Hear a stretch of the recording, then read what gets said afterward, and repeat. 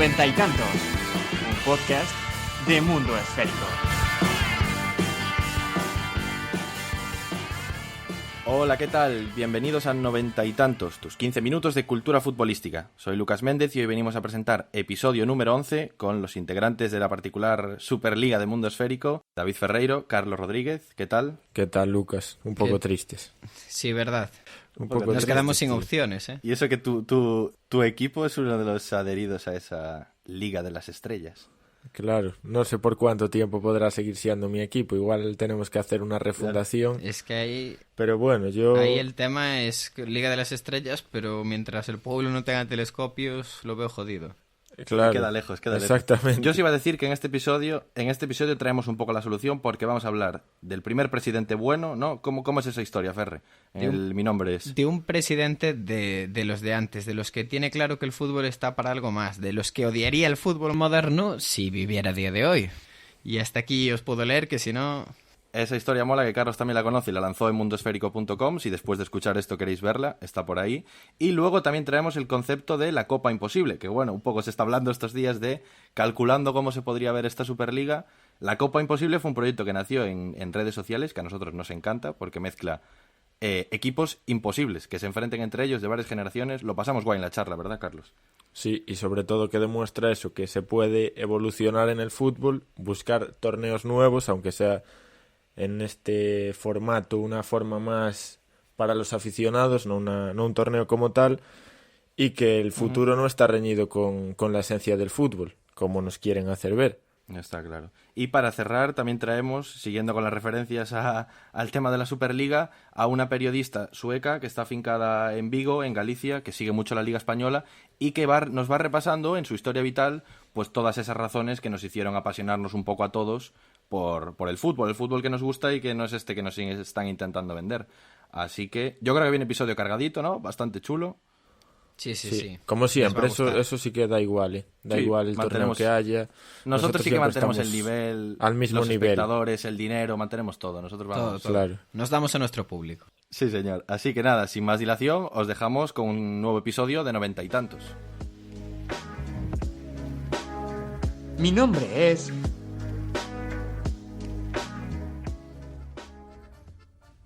Eduardo Gallardón siempre quiso soñar. Nacido en 1900, era el menor de una familia asentada en Lomas de Zamora, al sudeste del Gran Buenos Aires. El pequeño de la saga era un chico inquieto, siempre interesado por su entorno a pesar de su corta edad. En la escuela conoció a otros dos muchachos, Marco Paricci y Eusebio Languet, que compartían con él su particular forma de ver la vida. Todavía no lo sabían, pero en 1917, y siendo unos adolescentes, fundarían su propio club, el Club Atlético Los Andes. Lo primero que supieron fue el nombre de la futura entidad, ya que un año antes, Eduardo Bradley y Ángel María Zuloaga habían cruzado los Andes en globo por primera vez en la historia. En homenaje a la proeza, bautizaron al club como Los Andes. Los primeros años fueron complicados, pero entonces apareció Nuevas Ideas, la revista de estos tres amigos. La publicación, de carácter quincenal, era un folletín en el que se exponían sus opiniones acerca de lo que estaba pasando en el mundo, piezas literarias y, cómo no, las primeras crónicas de los Andes. La revista era el empujón definitivo hasta que llegó la tragedia.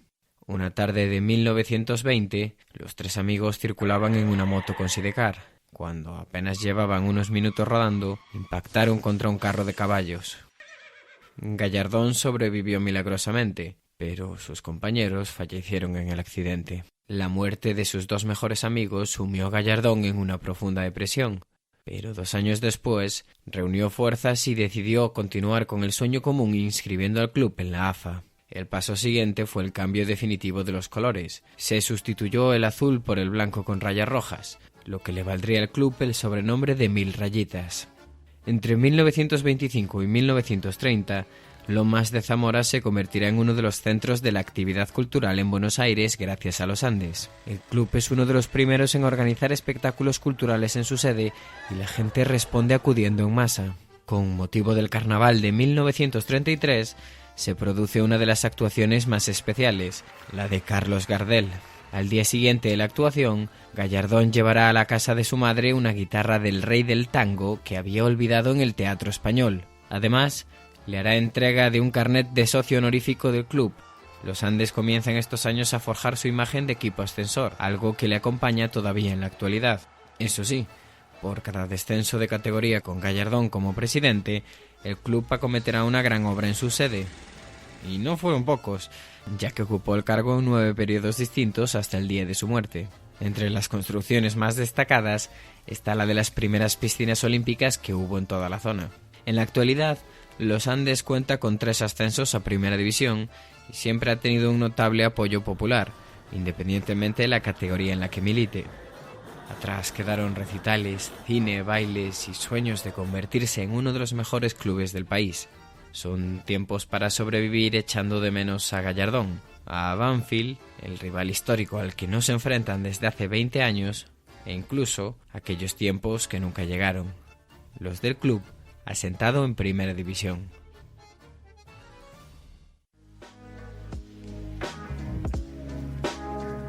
Charlas. Nuevas charlas en 90 y tantos. Hoy estamos con Tobías Tercik, uno de los creadores de La Copa Imposible, que fue un proyecto que surgió en redes sociales a raíz de la pandemia que todavía seguimos viviendo y que nos empezó a narrar partidos inverosímiles entre grandes clubes de la historia. ¿Qué tal, Tobías? Bienvenido a 90 y tantos. Bueno, ¿qué tal? Gracias. Así es, La Copa Imposible es un proyecto nacido en pandemia y que todavía continúa en pandemia. ¿Cuál fue un poco la idea, cómo surgió? Si era alguna idea que traíais ya de antes y que la pandemia os llevó a, bueno, pues os dio el mejor escenario para llevarla a cabo. Bueno, somos 3 amigos argentinos que vivimos acá en Londres. Nos conocimos jugando al fútbol entre nosotros y siempre que estaba la idea de hacer algún tipo de contenido audiovisual alrededor del fútbol. Los 3 trabajamos en publicidad, entonces por fuera de lo que era el trabajo en publicidad queríamos generar algo propio más de contenido y menos para mejorar un poco el karma, ¿no? Dejar de vender cadenas de apuestas y tratar de hacer un contenido que quedara mejor y que fuese más lindo de ver para la gente. Entonces estábamos trabajando en ciertos proyectos y llegó, bueno, la pandemia y ahí apareció la idea de, bueno, si no podíamos ver partidos, se nos ocurrió la idea de crearnos nuestros propios partidos, imaginarnos qué hubiese pasado si se enfrentaban equipos que nunca se habían enfrentado. Claro, equipos que nunca se habían enfrentado porque son directamente de generaciones diferentes. De ahí un poco ese nombre, un concepto tan literario, ¿no? Para nosotros, el de la Copa Imposible. Ya lo habéis hablado antes y habéis comentado cómo sería el que se enfrentase, pues, el Boca de principios de los años 2000 con el equipo de Guardiola, por ejemplo, del Barça de 2009. Claro, en Argentina viene circulando ya hace un par de años la discusión de el Boca de Bianchi y el River de Gallardo, 2 equipos que ganaron todo. Y eso estaba como dando vueltas en como qué pasaría si esos 2 clubes se enfrentaban. Entonces era como un disparador que estaba ahí y ahí dijimos, bueno, enfrentémoslos, pero si vamos a hacerlo, hagámoslo mejor. Boca River está todo bien, pero no es mejor Boca Barcelona, no es mejor Real Madrid versus Napoli de Maradona, no es mejor enfrentar a Cristiano Ronaldo con, no sé, Martín Palermo, cosas que nunca hubiesen pasado, totalmente inverosímiles, pero que sentíamos que nos daba la excusa para divertirnos en lo que es la ficción de fútbol, que para nosotros es un territorio bastante rico. ¿Recuerdas cuál fue el primer encuentro que quisisteis hacer? La primer Copa Imposible que hicimos, elegimos 8 equipos, hicimos como lo que serían cuartos de final, y sabíamos que iba a estar somos 3 argentinos, así que naturalmente iba a estar el Napoli de Maradona, y también iba a estar el Barcelona de Messi. Eso era inevitable. Algún equipo argentino queríamos sumar, pero no lo queríamos hacer estrictamente argentino, por eso elegimos uno. Equipos y clubes memorables hay un montón, pero empezamos a buscar cuáles eran los que nos daban una mejor excusa para contar algo. Elegimos poner un equipo de fútbol femenino de los años 30 de Inglaterra, que hay con muchas historias que movían más gente este equipo femenino que los clubes masculinos. Entonces dijimos, bueno, acá hay algo interesante para contar. Dijimos, bueno, ¿qué pasa si sumamos un club de la Unión Soviética? Busquemos el club más representativo de una época que ya no existe. Así apareció la Estrella Roja del 90. Empezamos a elegir equipos memorables, pero que además tenían una historia más para contar y sentíamos que con eso le podíamos dar a los escritores algo más fértil para que ellos jugaran con su imaginación. Comentabas ahora, Tobías, que el proyecto, al ser creado por argentinos, tiene esa pasión tan vuestra, que un poco estáis siempre en constante pique, hablando de vuestros equipos, defendiéndolos. ¿Hubo en redes sociales, notasteis mucha polémica, mucho tirar por el equipo? No, sí, naturalmente hubo polémicas, pero la mayor polémica no la veíamos venir, fue que cometimos el error de cuando elegimos al Barcelona 2009, el que ganó todo, el periodista escritor incluyó a Jordi Alba, que claramente no era parte del equipo.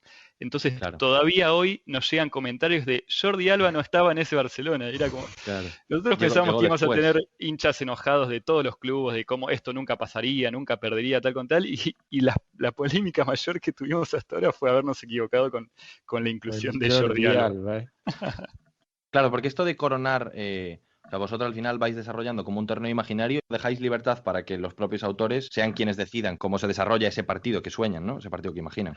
Claro, en algunos partidos sí, en otros no. Como en nuestra cabeza teníamos como un fixture ideal y otros donde decíamos, bueno, que elija el escritor quien cree que va a ser mejor que pase, lo dejamos libre. Por ejemplo, hicimos una Argentina del 86 contra un Brasil del 70 y elegimos que el escritor sea neutral. Nos terminamos inclinando por que lo haga Enrique Ballester, que nos gusta mucho lo que escribe, y ahí le dimos a él la total libertad de que él decida qué equipo ganaba, y no quiero spoilear nada, los invito a que lo lean en @copaimposible en Instagram. La resolución que él hizo nos gustó mucho y él tuvo toda la libertad para decidirlo. ¿Cuál era el modus operandi exactamente para que escribieran? ¿Siempre les dabais el partido y ellos pues le daban forma? ¿Dabais más pie a que si ellos les apetecía hablar de algún partido concreto lo pudieran hacer? Fue variando también con cada escritor. Algunos ya con los clubes definidos decían, listo, con esto me alcanza, en unos días les entrego la crónica. Otros estaban más abiertos como a pelotear, a hacer un ping-pong de ideas, nos mandaban un primer boceto y así seguíamos, pero todo desde un amateurismo completo. La verdad, no somos editores, no somos periodistas ni cronistas, entonces nosotros tratábamos de dar como la opinión de gente apasionada por el fútbol, con cierta inquietud por la ficción y por la literatura, pero siempre tratamos de respetar mucho a los escritores, que son los que realmente saben. Por ejemplo, hubo un Real Madrid 17, del de Zidane Cristiano, contra el Napoli de Maradona, que fue un partido con mucho barro, con mucha camorra, con Florentino, con cosas pasando. Entonces ese partido épico, esa pelea en el barro, la tuvimos. Entonces a partir de ahí le pedíamos a los próximos, bueno, esto ya pasó, entonces tendría que pasar algo distinto. Claro. Veo que llega la fama de Florentino hasta ahí, entonces.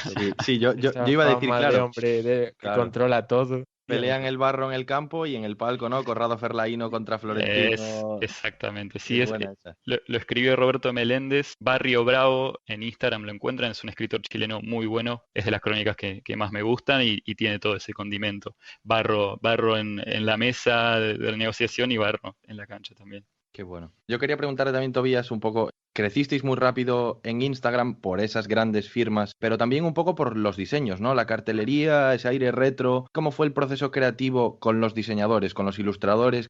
La ilustración estuvo desde un principio porque como eran partidos inexistentes, sentíamos que la mejor forma de mostrarlos era con algún tipo de viñetas y de pósters que ilustraran, porque también no queríamos hacer un libro nada más y ponerlo en Instagram, queríamos que sea como algo con imagen y texto y siempre lo planteamos casi como si fuese un cómic. Sentimos que este proyecto que mezclaba esa gente que escribe bien con ilustradores que hacen cosas maravillosas, era algo que hasta ahora no lo habíamos visto en este producto, de combinarlos.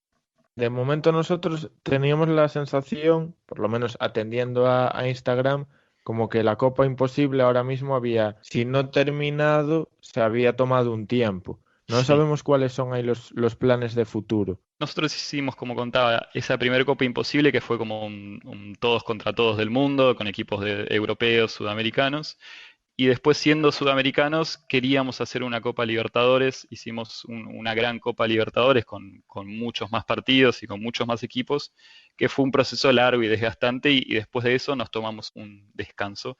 Pero ahora sí estamos con un proyecto audiovisual que tiene que ver con la figura de Maradona y que tenemos ganas de lanzarlo prontamente, y esperemos que eso nos abra otras puertas. Disfrutamos mucho hacer los partidos, pero hicimos muchos y por ahora queremos explorar otros formatos, pero sabemos que es algo que nos gusta hacer y que en algún momento vamos a volver. Y tenemos varias ideas sobre algunos partidos que queremos que sucedan. Por ejemplo, el equipo que Ronaldinho formó en la cárcel de Paraguay juegue con algún otro equipo lleno de rufianes y maleantes, y sentimos que ese sería un partido, por ejemplo, muy interesante. Algún equipo del ascenso con toda la mítica que tienen estos clubes de otras categorías, pero por ahora estamos enfocándonos en una especie de homenaje e iniciativa alrededor de Diego. Tiempo añadido. Llegamos a un nuevo tiempo añadido. Hoy se pasa por 90 y tantos Alexandra Johnson, una periodista sueca afincada desde hace unos años en España. Entre Barcelona y Vigo ha contado el fútbol, su historia, la idiosincrasia de sus aficionados para diversos medios, tanto nacionales como internacionales. Casi a modo de decálogo, Alexandra nos cuenta las razones por las que se aficionó a la pelota. Razones que, en estos tiempos que corren, nos recuerdan un poco por qué nos apasiona tanto este deporte. Me preguntas qué es lo primero que pienso cuando me preguntan por fútbol, y la respuesta es amor. El fútbol no es una cosa para mí, el fútbol es varias cosas. Cuando empiezo a jugar fútbol con 5 años fue la primera vez que me enamoré de fútbol, de jugarlo. La segunda vez que me enamoré del fútbol fue cuando tenía 6 o 7 años, de vacaciones con la familia en Brasil. No recuerdo mucho de esa edad, pero recuerdo claro como el día de este viaje. Un paseo por Copacabana una noche y lo vi como toda la playa se había convertido en pequeños campos del fútbol con partidos en todas partes. Fue lo más bonito que yo había visto. Al día siguiente obligué a mi padre a comprar una pelota para que yo también pudiera jugar en Copacabana. Ese fue el momento en que me enamoré de lo que significa el fútbol. La tercera vez que me enamoré del fútbol fue cuando tenía 8 años y mi tía me llevó a mi primer partido. Lo recuerdo como ayer, subiendo las escaleras grandes, viendo el campo y los jugadores, mis ídolos, por la primera vez. No recuerdo mucho del partido, pero recuerdo que mi tía me preguntaba una y otra vez si quería irme a casa. Mi equipo Malmö FF perdía 6-0 contra IFK Göteborg en el Clásico de Suecia. Pero en ese momento no me importó. Estaba teniendo el mejor día de mi vida, escuchando a los aficionados cantar durante 90 minutos, amando el ambiente. Ese fue el día que me enamoré de ir a ver fútbol. La cuarta vez fue cuando tenía 11 años y mi ídolo de mi infancia, Henrik Larsson, había fichado por Barcelona. Ver su primer partido contra The Racing Santander en el tele fue la primera vez que disfruté de verdad viendo un partido completo por televisión. La quinta vez que me enamoré del fútbol fue cuando tenía 15 años. Me hicieron en la escuela escribir una novela. En ese momento odiaba escribir.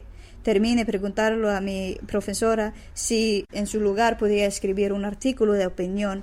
Ella estuvo de acuerdo y lo escribió sobre fútbol. Nunca había visto a mi profesora tan impresionada como cuando lo leo. Ese fue el momento en que me enamoré de escribir sobre fútbol. La sexta vez que me enamoré del fútbol fue cuando tenía 19 años y me mudé a España por primera vez.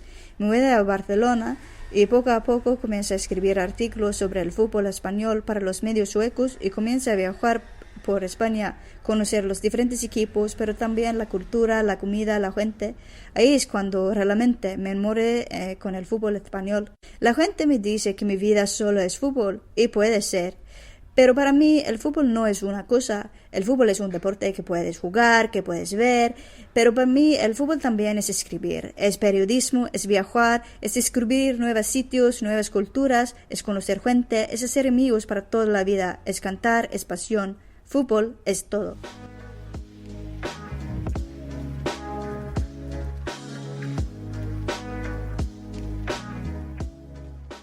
Y hasta aquí el último episodio de 90 y tantos, tus 15 minutos de cultura futbolística. Dejad un buen like y compartirlo si os ha gustado para más contenido de calidad.